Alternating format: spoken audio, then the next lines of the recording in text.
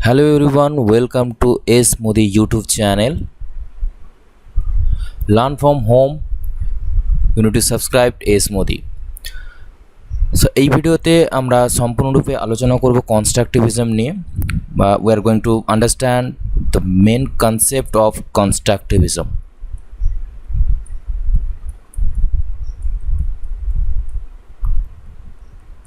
Constructivism. So constructivism বোঝার আগে আমাদের এই যে শুধু কথাটা কনস্ট্রাক্ট বলতে আমরা কি বুঝি, আমরা কোনো কিছু জিনিসকে যদি কনস্ট্রাক্ট কথায় রেফার করি তো আমরা কনস্ট্রাক্ট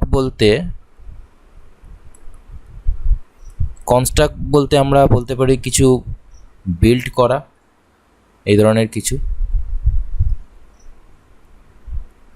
বিল্ড করা বা তৈরি করা, মেক বা put together or you can say গঠন করা বাংলায় যদি আমরা দেখি, বা নির্মাণ করা, এত কিছু জিনিস কিন্তু আমরা পাই। তাহলে কনস্ট্রাক্ট মানে কোনো কিছু, যেরকমভাবে একটা বাড়ি কনস্ট্রাকশন বলি আমরা, তো বাড়ি কনস্ট্রাকশন হচ্ছে মানে তার নিজে প্রথমে একটা ভিত তৈরি হচ্ছে, তারপর পরপর বিভিন্ন ফ্লোর, তারপর সেটার ওপর হচ্ছে। তো কনস্ট্রাক্ট ওয়ান বাই ওয়ান কিন্তু হয়ে থাকে। এটা কিছু একটা তৈরি করা বা কোনো জিনিসকে পুট টুগেদার একসাথে করা বা কোনো গঠন করা, সেটা ধারণার গঠন বা নির্মাণ করা। সো এই হচ্ছে কনস্ট্রাক্টের আইডিয়া। এবার আমরা যদি দেখি যে কনস্ট্রাকটিভিজম এর মেন হাইলাইটস এরিয়া কী কী থাকছে, তো সেখানে আমরা কি দেখব, সেখানে আমরা দেখব যে প্রথম যে জিনিসটা আমরা পড়বো যে এটা যেরকমভাবে আমরা দেখছি যে এটা একটা স্কুলস অফ থটস, সাইকোলজি খুবই ইম্পর্টেন্ট। এটার পাশাপাশি এটা কিন্তু মেনলি যদি আমরা দেখবো যে এটা কিন্তু এক ধরনের টিচিং লার্নিং অ্যাপ্রোচ। এই কনস্ট্রাকটিভিজমের এটা যে টিচিং লার্নিংয়ের যে কীভাবে টিচিং লার্নিং অকার হয় বা হওয়া উচিত, বা তার যে মেন প্রিন্সিপালসটা, সেটা কিন্তু এই প্রিন্সিপালসগুলো কিন্তু আমরা কনস্ট্রাকটিভিজম আইডিয়া থেকে মডার্ন যে টিচিং লার্নিং সেটা কিন্তু পাই। তো এটা আমরা যদি কাট অ্যান্ড ক্লিয়ার একটা আইডিয়া করি, তো এটা হচ্ছে একটা টিচিং and learning approach। এটা একটা টিচিং লার্নিং অ্যাপ্রোচ। এর পাশাপাশিও কিন্তু এখানে কনস্ট্রাকটিভিজম মেনলি যে স্টাডি করছে, সেটা স্টাডি করছে about how people construct their own knowledge. এটা মেন কি স্টাডি করছে, how people construct their own knowledge. And এর পাশাপাশি আমরা দেখি যে এই যে নলেজ তারা কনস্ট্রাক্ট করছে, নিজেই নিজের নলেজ কনস্ট্রাক্ট করছে, সেটা দুরকম ওয়েতে হতে পারে। একটা এনভায়রনমেন্টের থ্রুতে, সোসাইটির থ্রুতে, আর একটা হচ্ছে সোসাইটিকে বাদ দিয়ে নিজেভাবে কোনো রকম আদার্সের হেল্প না নিয়ে, যেটা আমরা আরেকটু পরে এক্সপ্লেন করব। তো এখানে এক্সপিরিয়েন্সটা কিন্তু খুবই ইম্পর্টেন্ট। এক্সপিরিয়েন্সেস কিন্তু খুবই ইম্পর্টেন্ট, মানে এক্সপিরিয়েন্সেস অফ দ্য লার্নার, এক্সপিরিয়েন্সের অফ দ্য লার্নার। এখানে একজন লার্নার কি করছে, লার্নার তার সমস্ত এক্সপিরিয়েন্স, নলেজ, স্কিল, সেটা কিন্তু সে নিজেই কিন্তু কনস্ট্রাক্ট করছে ওয়ান বাই ওয়ান। আর এখানে কিন্তু এই লার্নারের যে রোলটা, সেটা কিন্তু একদম 100% একটা অ্যাক্টিভ রোল।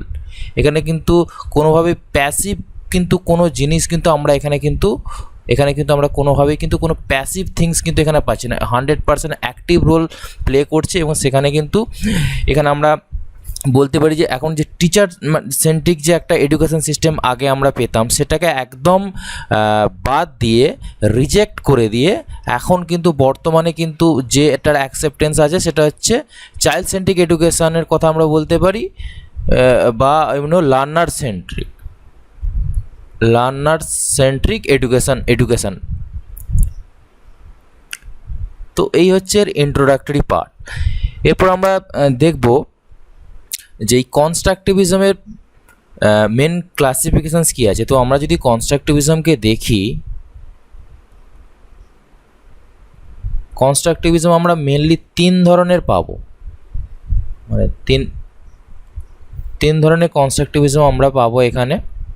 তো প্রথম যে কনস্ট্রাকটিভিজমটা আমরা পাবো সেটা হলো কগনিটিভ কনস্ট্রাকটিভিজম। আমরা সব পরপর আলোচনা করব, এই ভিডিওতে পুরো ব্যাপারটা ক্লিয়ার করে দেবো, আমি ক্লিয়ার করার চেষ্টা করব ডেফিনেটলি। প্রথমটা হচ্ছে কগনিটিভ কনস্ট্রাকটিভিজম। দ্বিতীয় যেটা আমরা পাবো সেটা হচ্ছে সোশ্যাল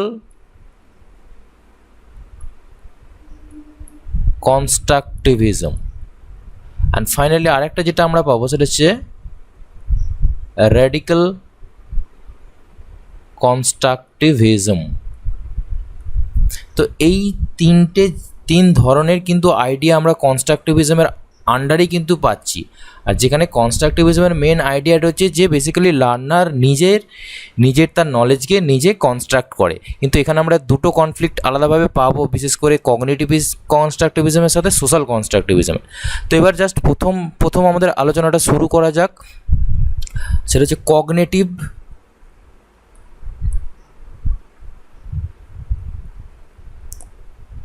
কনস্ট্রাকটিভিজম নিয়ে। তো কগনিটিভ কনস্ট্রাকটিভিজম যদি আমরা দেখি, তো এই আইডিয়াটা কিন্তু নিয়ে এসেছেন পেঁয়াজে খুবই ইম্পর্টেন্ট। তো পেঁয়াজে এই আইডিয়াটা ফার্স্ট ইন্ট্রোডিউস করেন এবং তিনি বলেন যে লার্নিং বাই ওন এক্সপিরিয়েন্স। তিনি যে এখান থেকে মেন যে মোটোটা তুলে আনেন যে লার্নিং যা হচ্ছে সেটা কিন্তু অবশ্যই বাই ওন এক্সপিরিয়েন্স।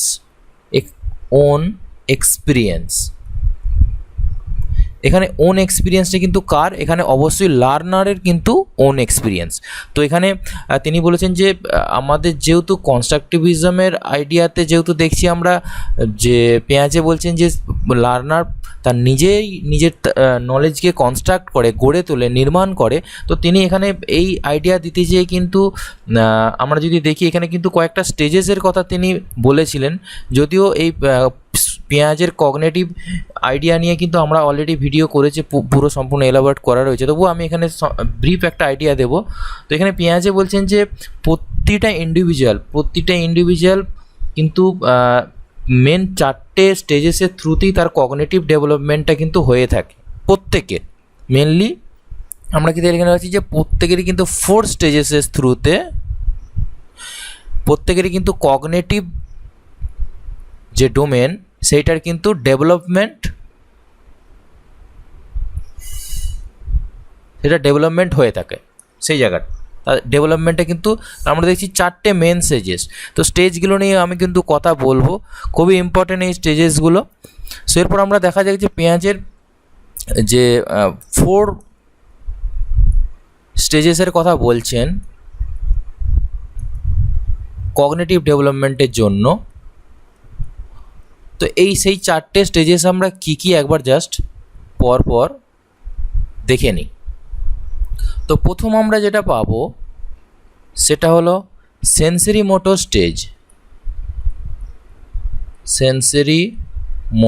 স্টেজ। তো এই স্টেজটার যে পিরিয়ডটা সেটা হচ্ছে 0 to 2 years।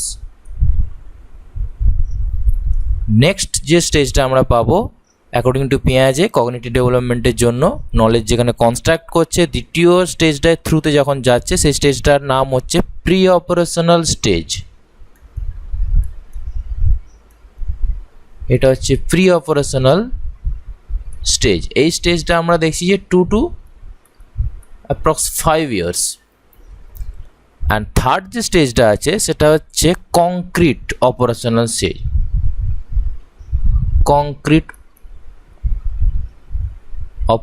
স্টেজ, যেটা আমরা পাচ্ছি 5 to মোটামুটি আমরা একটু এজেসটা যদি দেখি 5 to 11 আমরা বলতে পারি। তো এখানে আমরা যেটাকে 0 to 2 বলছি এটা 2 to 7 অনেক ক্ষেত্রে অনেক জায়গায় আমরা বলতে পারি, অথবা এটাকে আমরা 7 to 11 ইয়ার বলতে পারি। তো এই হচ্ছে অ্যাপ্রক্স এজ। অ্যান্ড ফাইনালি যে চতুর্থ যে স্টেজটা সেটা হচ্ছে ফর্মাল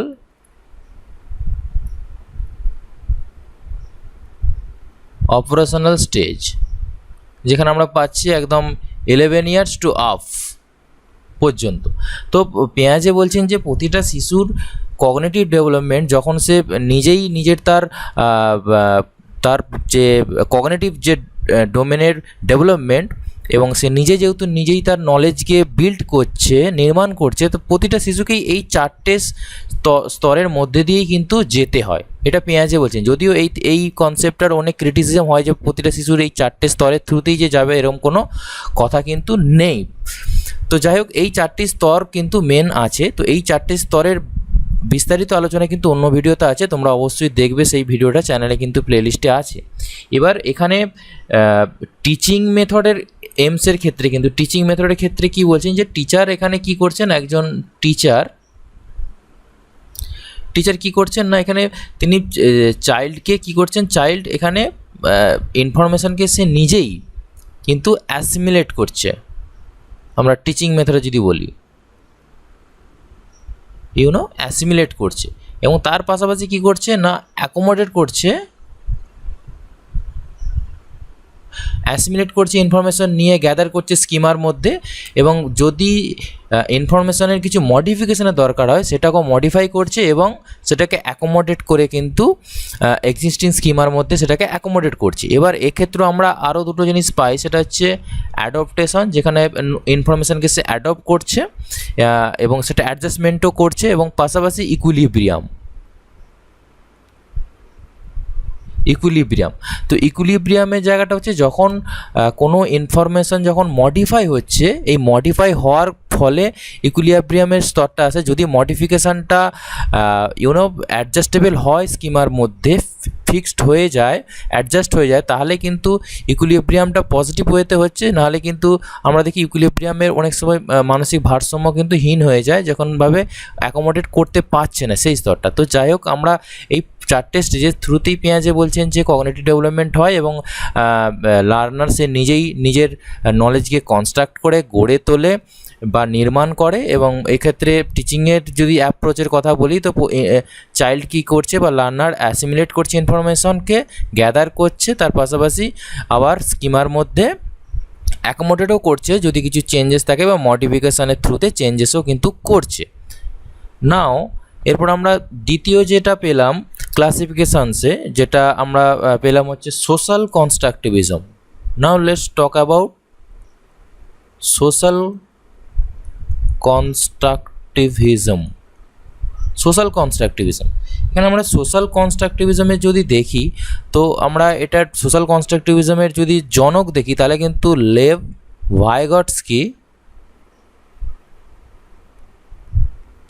ভাইগটস্কি হলেন সোশ্যাল কনস্ট্রাকটিভিজমের জনক।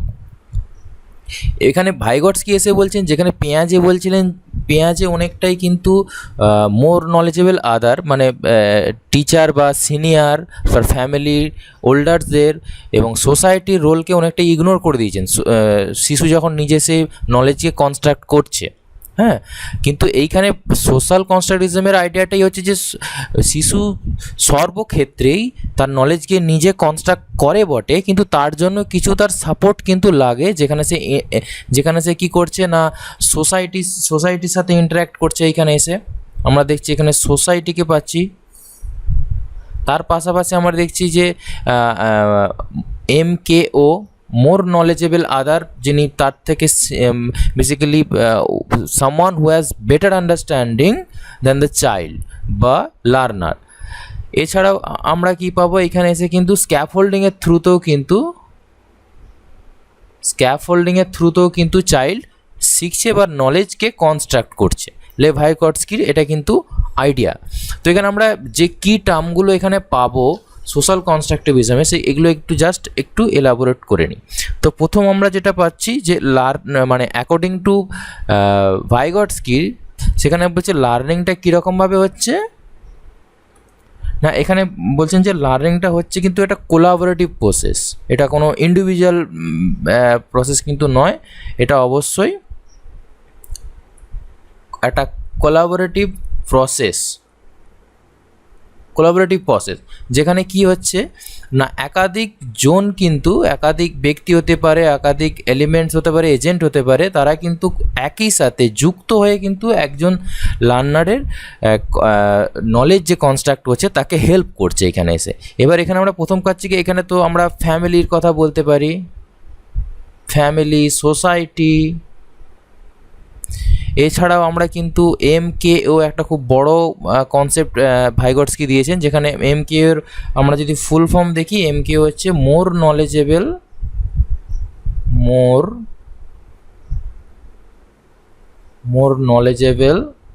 আদার। এখানে মোর নলেজেবল আদার মানে কি, এমন একজন individual who has better understanding, যার বেশি আন্ডারস্ট্যান্ডিং আছে, নলেজ আছে, এক্সপিরিয়েন্স আছে, স্কিলস আছে চাইল্ডের থেকে অথবা লার্নারের থেকে, আমরা বলতে পারি লার্নারের থেকে কিন্তু বেশি নলেজ, স্কিলস বা এক্সপিরিয়েন্স আছে, তার সাপোর্টে কিন্তু শিখবো। আমরা এখানে টিচারকে বলতে পারি, পেরেন্টসকে বলতে পারি, বা সিনিয়র্সদের বলতে পারি। এছাড়াও আমরা একটা জিনিস পাবো, সেটা হচ্ছে স্ক্যাফোল্ডিং। এখানে স্ক্যাফোল্ডিং বলতে আমরা এটাকে বলছি অ্যাকচুয়ালি যে টেম্পোরারি সাপোর্ট। স্ক্যাফোল্ডিং মানে কিছু নয়, একটা টেম্পোরারি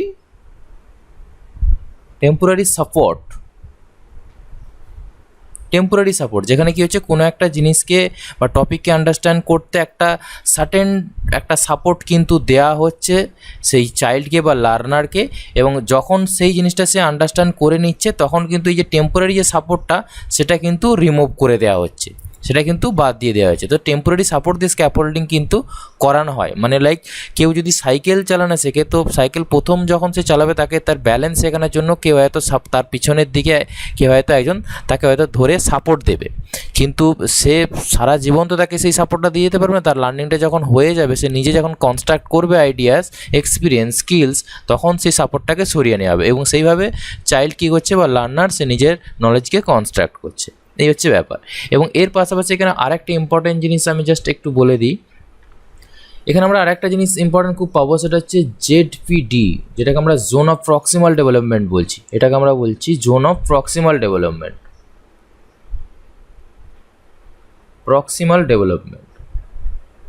এখানে যে জিনিসটা হচ্ছে জোন অফ প্রক্সিমাল ডেভেলপমেন্টে কী হচ্ছে না, এখানে আমরা বলছি যে একজন চাইল্ড সে নিজে কি শিখতে পারে। একজন চাইল্ড দু ধরনের অবস্থা হবে, একজন চাইল্ড সে নিজে কী ধরনের শিখতে পারে, মানে সেলফ কি শিখতে পারে, আর একটা হচ্ছে যে কারো সাপোর্টে, হ্যাঁ না, বাই ওয়ান্স সাপোর্ট সে কি জিনিসটাকে শিখতে পারে। এই দুটোর যে গ্যাপটা তৈরি হবে সেটা হচ্ছে জোন অফ প্রক্সিমাল ডেভেলপমেন্ট। এইটাকে কিন্তু টিচারই বেসিক্যালি ফিল করে এই জায়গাটাকে। কিন্তু একটা জায়গায় হয়তো যখন প্রথম এলিমেন্টারি লেভেলে তারা যখন মাল্টিপ্লিকেশান বা ডিভিশনস বা সাবস্ট্রাকশান শিখছে, তারপরে হয়তো সেটা একটা যদি সরল করতে দিই, সরলটা হয়তো সেভাবে করতে পারছে না, বা অন্য কোনো একটা পরের স্টেজের আন্ডারস্ট্যান্ডিং করতে পারছে না। তখন কী হবে, ম্যাথের ওই সলিউশনটা জোন অফ প্রক্সিমাল ডেভেলপমেন্টের জায়গাটায় কী হবে না, টিচার এই রোলটা প্লে করবে, বা টিচার বলবো না, একটা ফ্যাসিলিটেটর, তো তিনি এই জায়গাটা ফিল আপ করবেন এবং তাকে কিন্তু এই জায়গাটা পূরণ করবেন, তাকে সেই নলেজটা, সাপোর্টটা কিন্তু দেবেন, যার থ্রুতে সেই নতুন জিনিসটাকে সে কারো হেল্প নিয়ে সেই জিনিসটাকে আন্ডারস্ট্যান্ড করবে। তো এটা হলো সোশ্যাল কনস্ট্রাকটিভিজম। আর ফাইনালি আমরা যেটা দেখব সেটা হচ্ছে, আমরা এরপর ফাইনালি দেখব র্যাডিক্যাল কনস্ট্রাকটিভিজম।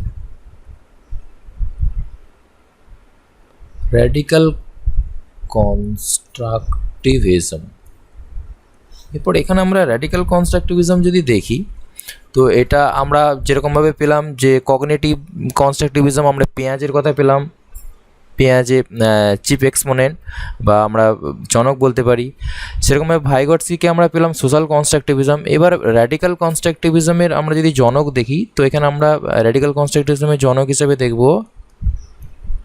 ইভি গ্লাসারফেল্ড। তো ইভি গ্লাসারফেল্ড হচ্ছেন র্যাডিক্যাল কনস্ট্রাকটিভিজমের জনক। তো এখানে আমি স্পেলিংটা জাস্ট একটু পরিষ্কার করে লিখি।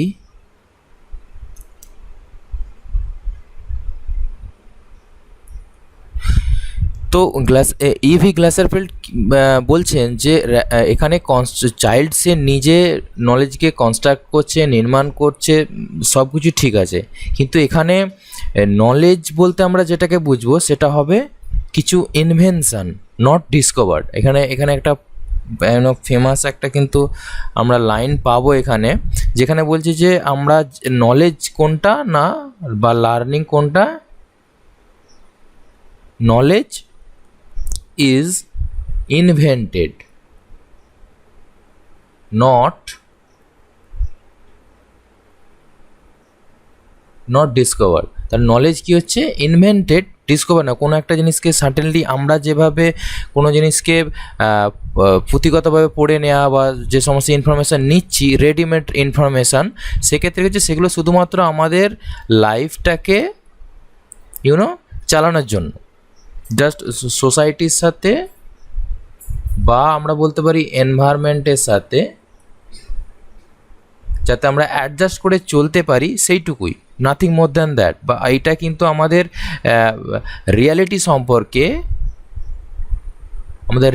সম্পর্কে কিন্তু সম্পূর্ণ যে আন্ডারস্ট্যান্ডিং সেটা কিন্তু দেয় না। তো রিয়ালিটি সম্পর্কে আমাদের কিন্তু এই আন্ডারস্ট্যান্ডিংটা দেয় না। এটা মেনলি কিসে হেল্প করছে? মেনলি হেল্প করছে যাতে আমরা we can easily function successfully in the environment, আমরা যাতে ইজিলি ফাংশন করতে পারি।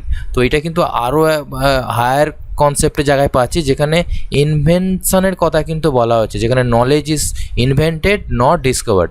তো আমরা এইখানে যদি দেখি তিন ধরনের ব্রাঞ্চেরই একটা মেন ব্রাঞ্চ যেখানে আমরা দেখছি এটা কনস্ট্রাকটিভিজম, সেটাতে আবার তিনটে ভাগ।